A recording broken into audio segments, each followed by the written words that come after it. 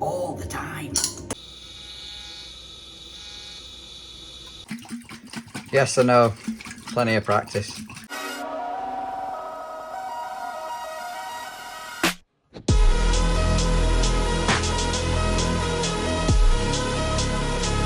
What is up, YouTube, and welcome back to another episode of Life of a Jobbing Plumber. For those that don't know, I am Dan, Central Heat King on here, and all other social media platforms, so Instagram, TikTok and Facebook. We post on a Tuesday and a Thursday at approximately 6 PM. But click that little subscribe button. It's easier said than...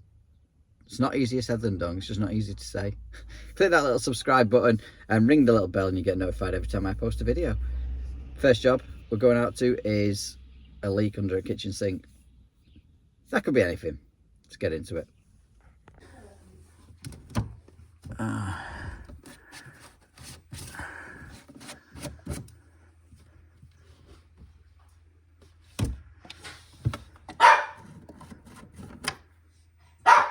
Just looks like it's all come to pieces.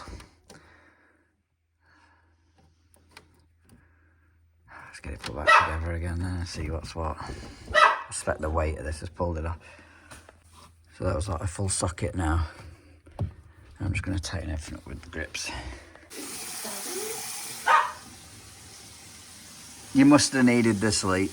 Well, I'm up. Well, that was a nice, easy job. But I was only in there 10 minutes. I didn't think she was going to answer because all the curtains are shut and, well, she didn't answer for the first 5 minutes.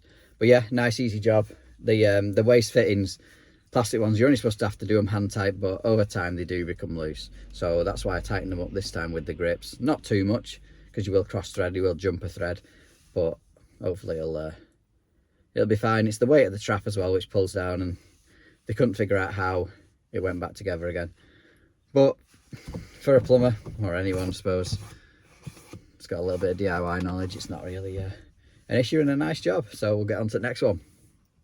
Right, this one we've turned up to is an ideal, I've not seen it yet, don't know what model, constantly losing pressure as soon as it's on, but has now developed a fan fault. This is the instructions I've received from the customer. Unfortunately, it's up there. Well, one positive, we've got a light, we've got a little mat down for my knees, you know, protect my knees. Radio if you need it. Anyway, it's a Logic. It does have fan fault on it. Let's take the cover off and see what's going on. Good start. That screw's missing in that case.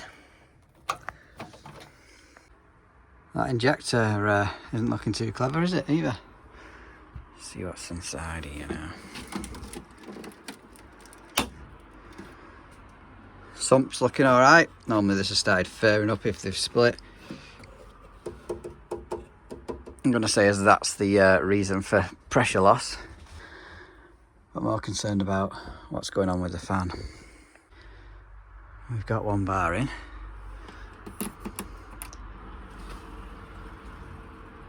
Will this need resetting first or not? Yes.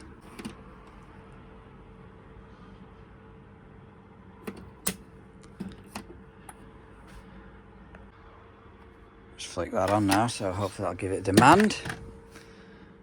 Still saying fan fault straight away. Had the fan tried to ignite then or what? I have to get a multimeter in and see what readings we're getting on that fan. That's definitely connected. Straight away, fan faults. I don't work on that many ideals, but never in the whole 15 years have I changed a, I don't know how long Logics have been out, but never in the whole 15 years have I changed a Logic fan. So, looking at the colour of the cables here, we've got live, neutral and earth. And that other cable there is the speeds, the fan speeds. So we want to be testing across live and earth. Checking we're getting 240 after I've hopefully reset this.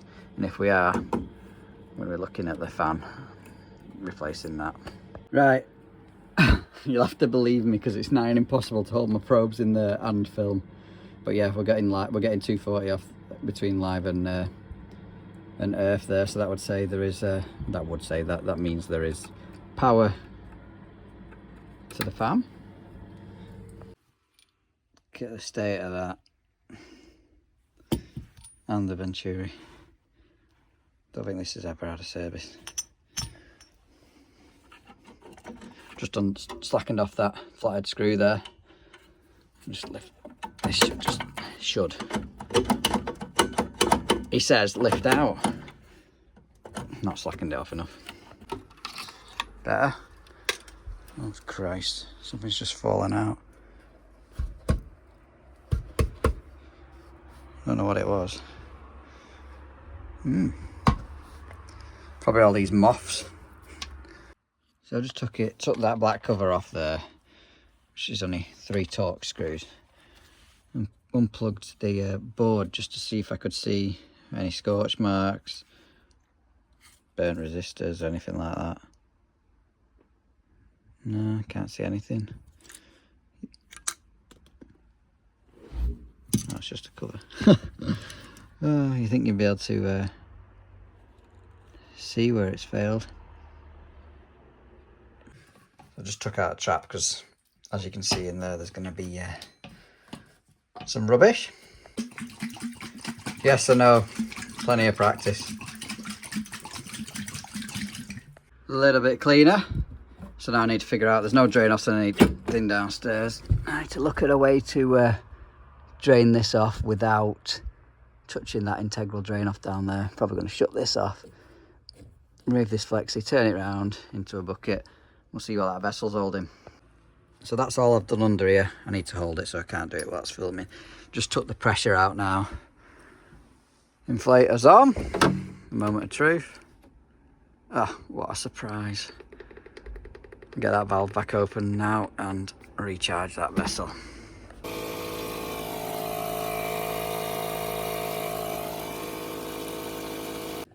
I've just topped the pressure up back now.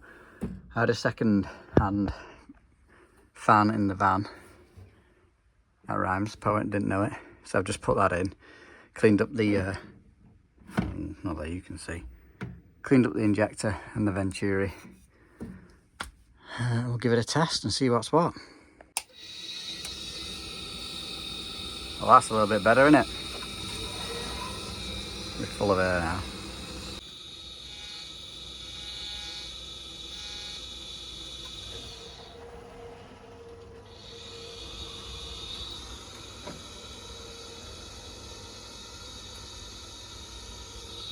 The light because I turned off the gas. What I was going to say was I'll give the customer the option of I can, do you know what I mean, you can have this because the new fan itself is 200 quid, well just over 200 quid, so I was going to give them the option of you can have this this second hand one, just I don't know, chuck us 10-20 quid because I can't guarantee it, don't know how long it's going to last, etc. But I'm pretty sure you can hear that. It's not sounding too healthy. It's got them heating and hot water, and looks like I'm going to be back to replace the fan for a new one. And it's the next day, and we're back. This time with a new fan. Checked before taking it out of a plumber that it come with new seals. Thank Christ.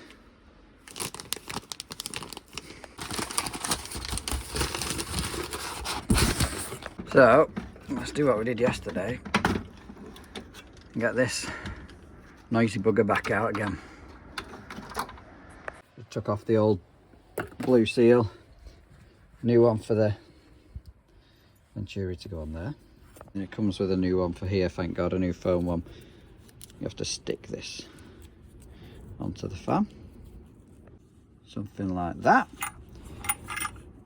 and that is that, ready for going back in. Power lead is in a different place on this one. I did send the GC number, so hopefully it's the right fan, unless they've just updated it. Replaced the 2 1/2-inch fibre washers in that as well. They do send one, but I've changed them both. Oh, that sounds a lot healthier.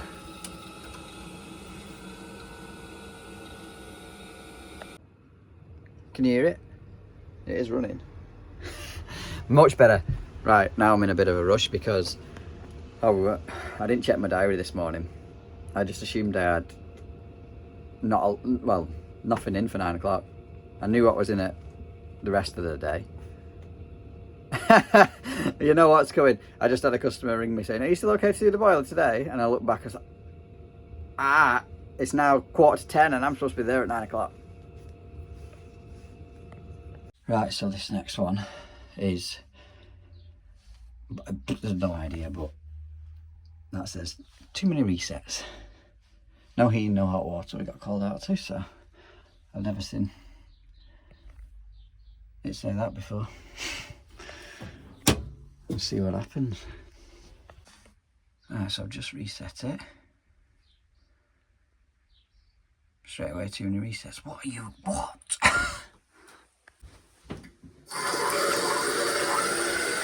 Right, so what I've done is took out the fuse of that, so I've killed the power supply to it. It seems to have cleared that fault code. See what happens now when I create a demand.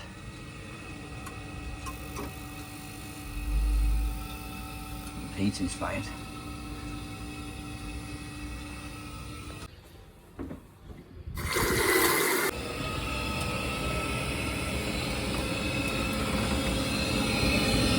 It's got a little red light there, meaning it's recognised hot water demand.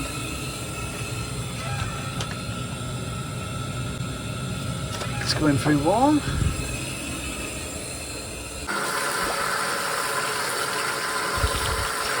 Lovely. So that boiler appears to be working perfectly fine.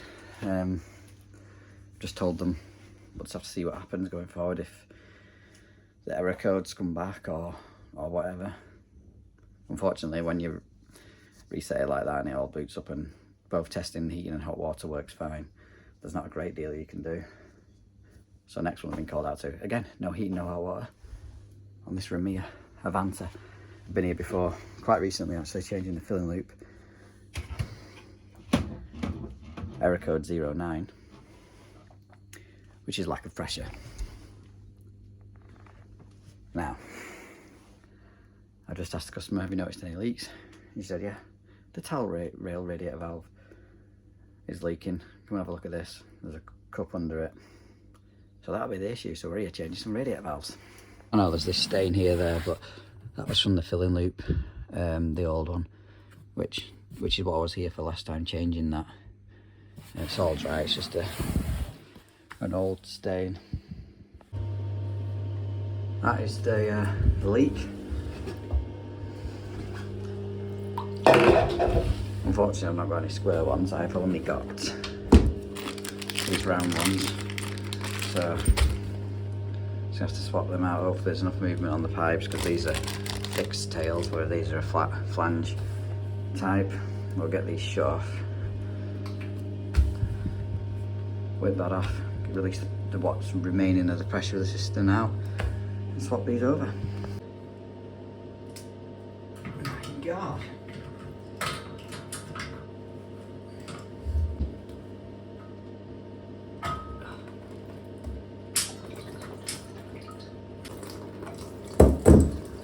So I've done that side now. Didn't film it because I just wanted to get it done. So I'll film this side instead.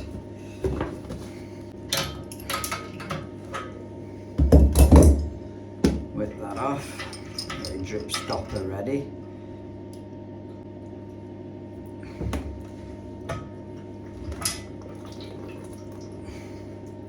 And prepare the other valve.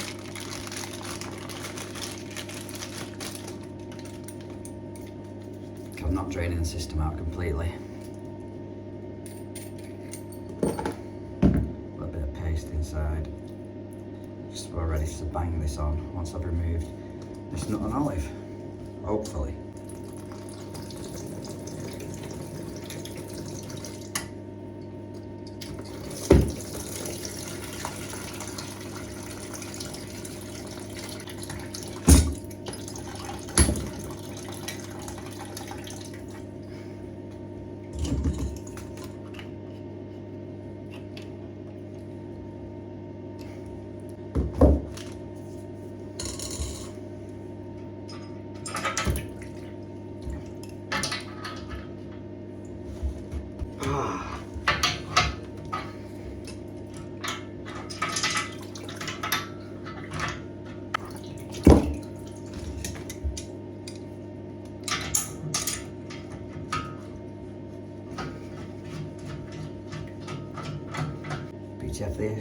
PTEF this up before going any further.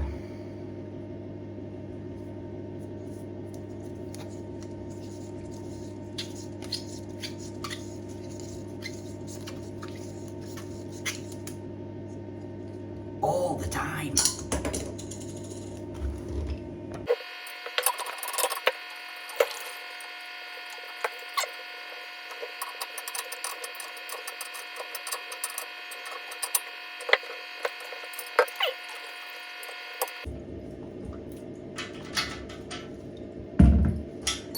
Yeah.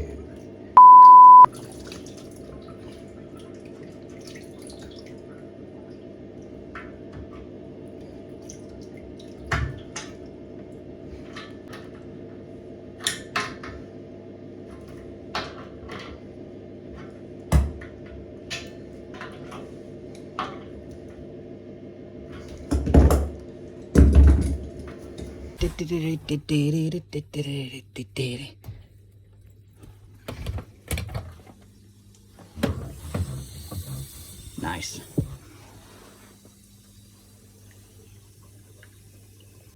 Right, it's going up and then valves up downstairs and check for leaks. Turn the heating on.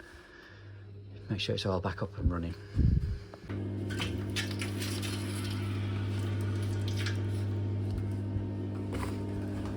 Better believe this. Believe it or not, that is back up and running. Happy days. That should complete an episode for today. Now today is going to be the start of something going forward, like a special little mini series.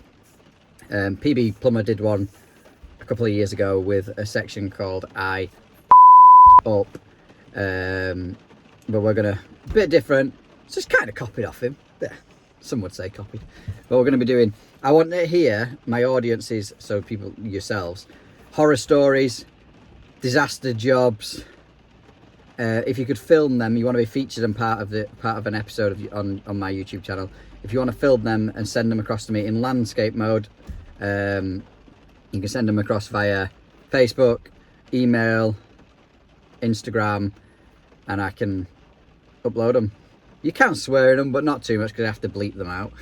Or ultimately, if you just have any plumbing pictures that are unbelievable, like terrible workmanship or whatever, I can feature them as the end thumbnail of the video and tag you in it. Don't forget to shout out your social media tags if you're looking to grow on social media, and then people can come and find you after the video's gone live. So if you want to be part of that, do as I've said. And yeah, just trying to mix it up a little bit for 2024. The growth that I had in 2023 was all right, but it wasn't as good as I wanted. So I'm gonna have to try and be more entertaining, not more content, but more entertaining, because I can't show off the fact that my pipe work is perfection and I'm the best plumber in the world, because I'm not, and I'm never going to be able to live up to that. But I can be more entertaining, I think. Anyway, thanks for watching. Don't forget to click like if you've not done already, and I'll catch you on the next one. Bye bye, guys. Oh, you just caught me watching my favourite YouTuber of all time, who's also on TikTok, Facebook and Instagram by the looks of things. Horror stories. You want to know my horror story? My horror story is using these, right? Because anyone who's used those absolutely terrible drain offs, at least the last ones that they put out, so many callbacks. I've had 4 callbacks with those where water was absolutely hammering out on customers' carpets. Luckily, one of them was an outdoor sort of boiler room, but they caused absolute havoc for me. And then other than that, stories with customers. I've got a good story, bit of a horror story. Now, I was an apprentice. Now, we were supposed to be working up in the loft. I can't for the life of me remember what we was doing. I think we were dropping down some pipe work for a shower.